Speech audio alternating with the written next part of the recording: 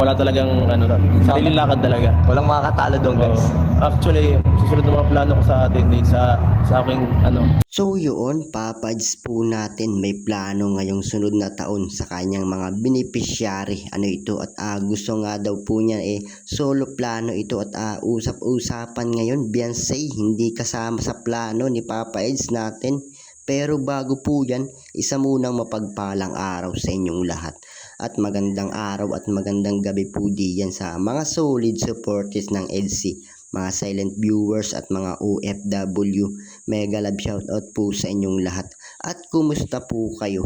So yun, sabay-sabay po nating alamin at pag-usapan kung ano nga po yung plano ni Papads ngayong sunod na taon at bakit hindi kasama si Beyonce natin mga kalingap. Pero bago po yan, kung bago ka pa lang sa aking munting YouTube channel, palike, share and subscribe na rin po at wag nyo na rin pong kalimutan na i-click ang notification bell para updated po kayo sa aking mga video at paalala rin po bago po tayo magbigay ng ating mga opinion at komento, tapusin po muna natin ang kabuuan ng video para alam po natin ang ating i-comment mga kalingap.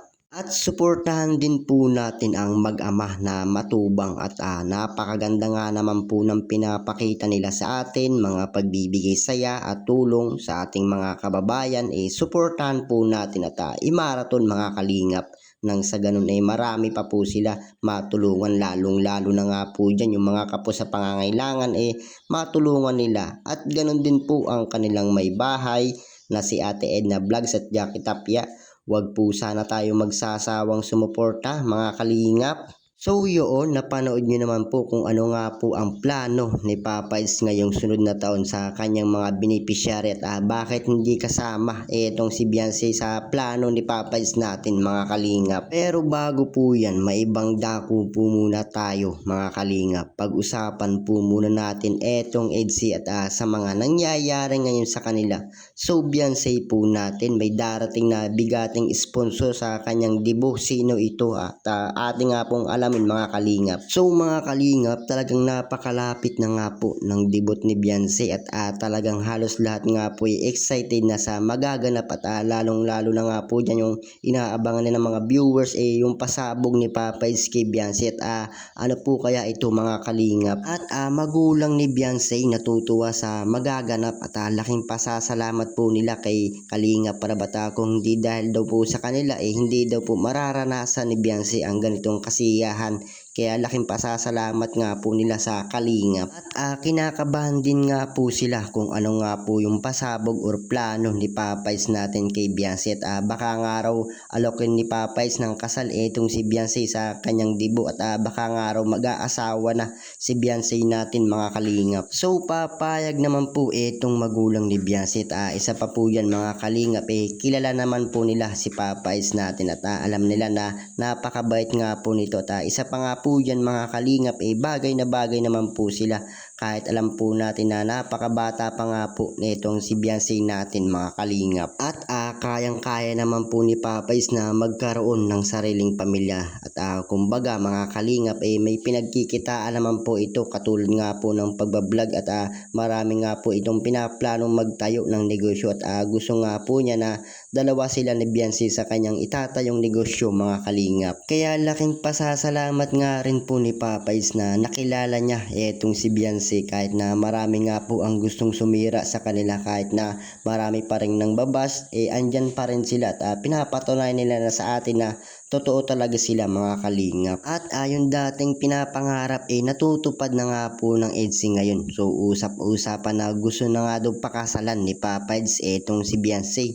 So ibig sabihin ng Edsy talagang totoo sila mga kalingap at sinasabi ng iba na scripted daw ito, pero ngayon alam naman natin na totoo, di ba mga kalingap? Kayo po mga kalingap, ano po yung masasabi nyo at ano nga po yung pagkakaalam nyo sa Edsy? So totoo ba o etong Edsy EDSA at hindi ba sila nanduloko ng tao at hindi ga sila scripted. So ano po yung pagkakilala nyo sa kanila mga kalingap? So para sa akin totoo naman po yung pinapakita ng EDSA. Talagang pinapakita nila sa atin at pinapatunayan nila sa atin na talagang totoo at hindi sila nanluloko ng tao. At isa pa nga po dyan mga kalingap napapanood naman po natin at alam naman din natin na kung scripted ang video or hindi, di ba mga kalingap? Kaya wag po tayong magtitiwala sa mga sabi-sabi ng mga bashers. At alam naman natin na gusto nga lang nila na siraan or buwagin itong EDSA natin, di ba mga kalingap? Kaya sana wag po tayong magsasawang sumuporta sa EDSA at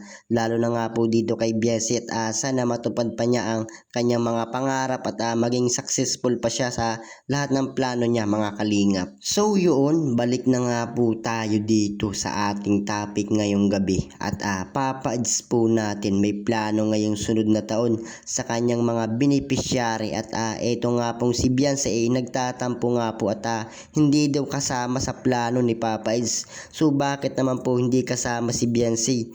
So sabay-sabay po nating alamin at pag-usapan ngayong gabi mga kalingap. So Papa Eds nga po natin gusto nga po niya na mag-solo plano ngayong sunod na taon at gusto nga po niya maging masaya ang kanyang mga beneficiary. So talagang napakabait nga po nitong si Papa Eds natin mga kalingap. So ang gusto ni Papa Eds sa Baguio gaganapin ang kanyang plano at sa mga hindi pa nakakaalam mga kalingap, ito nga pong si Papa Eds natin may sarili nga po itong beneficiary at napakalaki na naitutulong niya sa ating mga kababayan at kahit malayo nga po talagang pinupuntahan niya at maabutan ng tulong mga kalingap. At dahil sa matulungin nga po etong si Papa Eds natin ito nga po ang nagustuhan ni Beyonce kay Papa Eds. Sabi nga po niya napakabait at maawain nga po etong si Papa Eds natin at masaya daw siya na nakakatulong etong si Papa Eds natin sa may hirap na kagaya nga daw po ni Beyonce natin mga kalingap. So tama naman po mga kalingap at sa pagkakaalam ko nga po ito nga po ang pinapangarap ni Papa Eds na tumulong din sa may hirap nating mga kababayan na kagaya nga po ni Kalingap Rab na tumutulong sa iba at gusto nga po ni Papa Eds natin tumulong din mga kalingap. So napakaganda nga po ng plano or pangarap ni Papa Eds natin at ito nga din daw ang plano ni Beyonce at gusto nga niya na pag nagsama ng araw po sila dalawa na raw po silang tutulong sa may hirap at susuportahan daw niya etong si Papa Eds natin mga kalingap. So napakabait talaga ng EDSA natin at talagang bagay na bagay nga po sila mga kalingap. So kayo po mga kalingap, yung mga solid supporters dyan ng EDSA, ano po yung masasabi nyo patungkol nga po dito sa EDSA sa mga plano lalo na nga po etong si Papa Eds natin? So ano po yung masasabi nyo mga kalingap? So para sa akin napakaganda nga po ng plano ni Papa Eds at nakakatulong siya sa mga kababayan nating may hirap. Kaya sa mga supporters ng EDSA dyan patuloy lamang po tayong sumuporta sa kanila, lalo na nga po dito kay Papa Eds natin na handang tumulong sa kapwa. Kaya sana wag po tayo magsasawang sumuporta mga kalingap at ganoon din po sa bumuo ng kalingap na si Kalingap Rab at Kuya Bal Santos Matubang mga kalingap.